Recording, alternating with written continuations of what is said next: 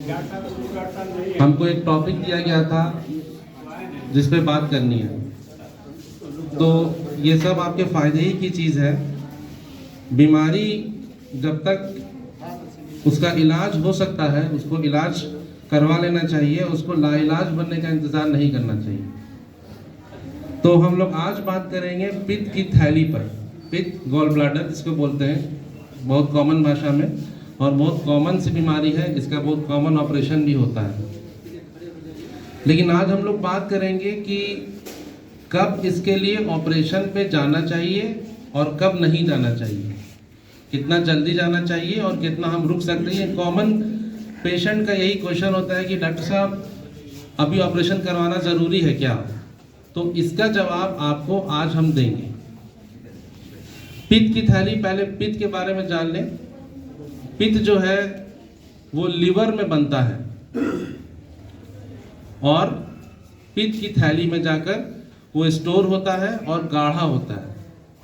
इसका बहुत काम है। इसका मेन काम जो है, जो हम फैटी चीज़, ऑयली चीज़, तेलाहा चीज़, चर्बीदार चीज़ खाते हैं, इसको गलाना। ठीक है, तो सबसे पहले ये जान लें कि ये पित्त की थैली होती कहाँ है। ये आप देख रहे होंगे, इसमें हरा रंग का जो दिख रहा है वो लीवर है। हमारे दाहिने साइड में लीवर है और उसके जस्ट नीचे पित्त की थैली होती है। तो लीवर में पित्त बना और पित्त की थैली में वो जाके स्टोर हुआ, जमा हुआ और गाढ़ा हुआ। फिर हम लोग बात करेंगे कि इसके एक और डायग्राम है, ये देख लीजिए। हड्डी जहाँ पे खत्म होती है अपनी राइट साइड की, दाहिने साइड की, उसके जस्ट नीचे होता है। तो आप सबसे पहले ये जानें कि ये होता क्यों है। तो ये पित्त की थैली में बहुत सारी बीमारियां होती हैं, जैसे कि उसका पिचकना, उसका मूवमेंट कम हो जाता है, जिसके वजह से पित्त जो है उसमें रह जाता है, निकल नहीं पाता है। जैसे आप मिसाल के तौर पे देखिए कि एक कोई चीज़ को, कोई चीनी और पानी को आप कुछ देर रख दें तो चीनी नीचे उसमें बैठ जाता है। तो बस वैसा ही है, अगर पित्त की थैली मूवमेंट ना करे, उसमें उलट पुलट ना हो, तो पित्त हमेशा के लिए रह जाएगा और नीचे जम जाएगा, जिससे स्टोन बन जाएगा। एक तो बात ये हो गया।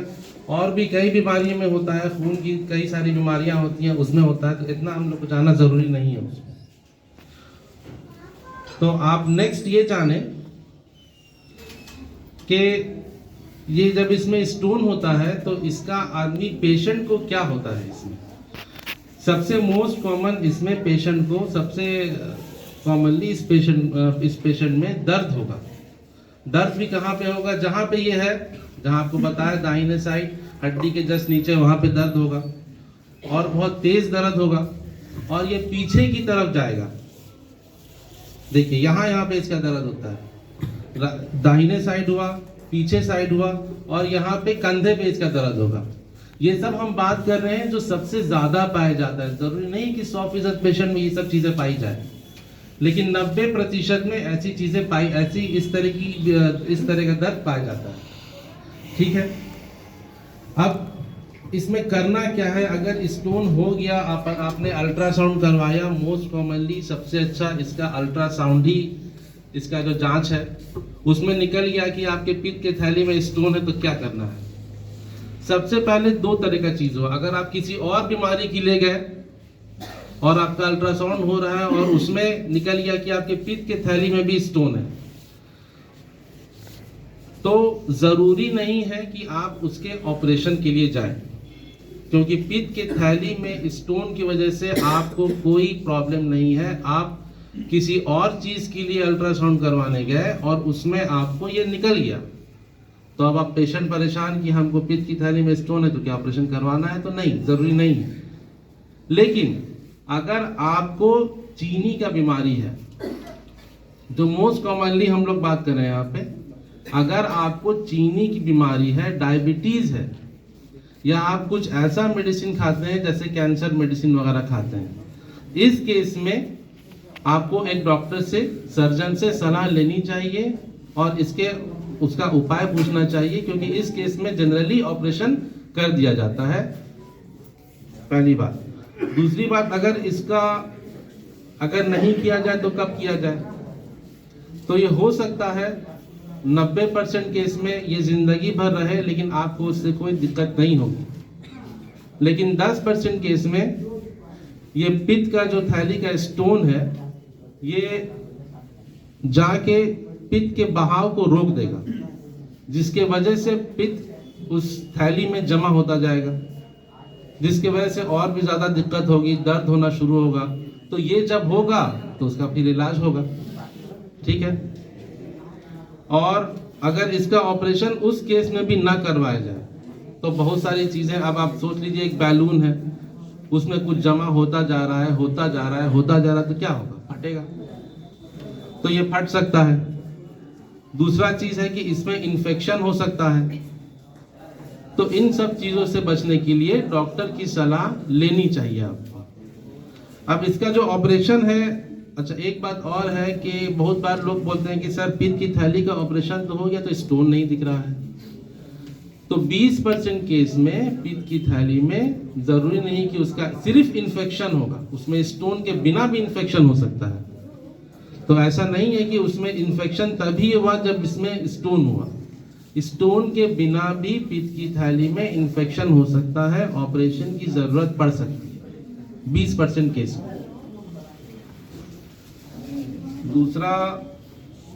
दूसरी बात यह है कि इसकी ऑपरेशन कैसे कैसे होती है। देखिए, अगर आपको बहुत ज़्यादा दर्द हुआ तो इसका 2 उपाय है। एक उपाय यह है कि इसको दवा देके उस दर्द को, उस इन्फेक्शन को कम किया जाए और 4 से 5 महीने बाद उसका ऑपरेशन किया जाए।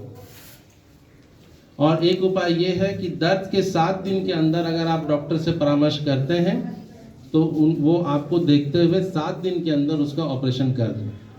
इसका ऑपरेशन 2 तरह से होता है, एक चीरा ला के होता है और एक लैप्रोस्कोपिकली होता है। अभी यही होता है, आगे और भी बहुत होता है, लेकिन अभी यही होता है।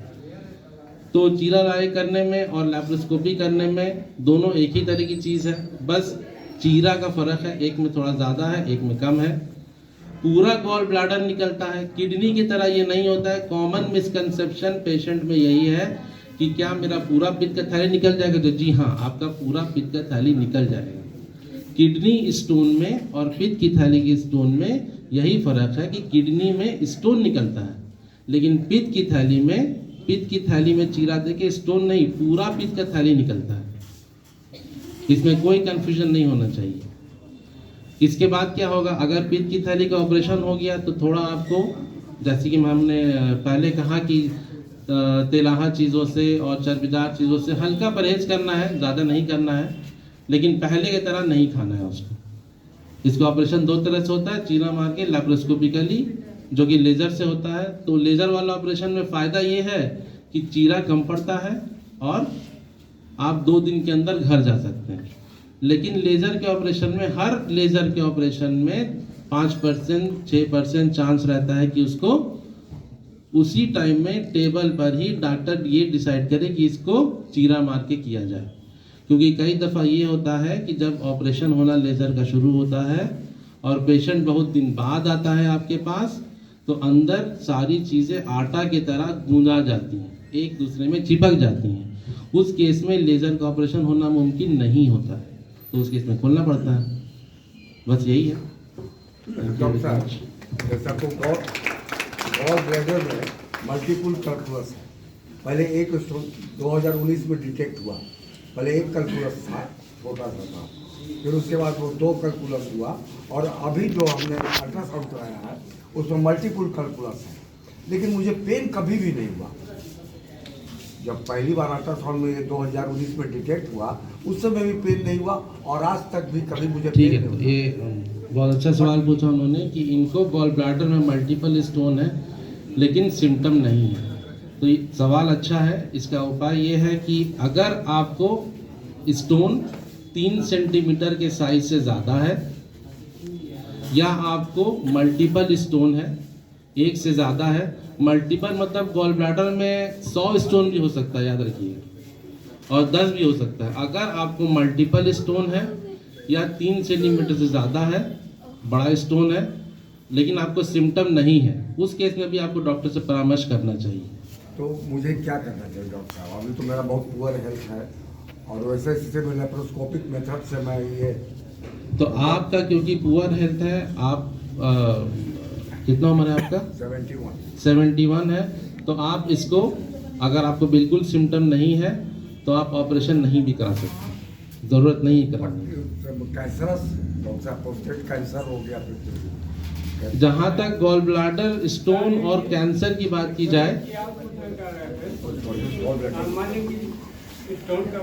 पहले इनका सवाल का जवाब देते हैं, इनका खत्म करके फिर आपका। जहाँ तक गॉल ब्लाडर स्टोन और कैंसर की बात है, तो गॉल ब्लाडर स्टोन से कैंसर जो हम स्टडी है वो आपको बता रहे हैं। गॉल ब्लाडर स्टोन से कैंसर हो ये ज़रूरी नहीं है, लेकिन हर गॉल ब्लाडर कैंसर में स्टोन पाया गया है।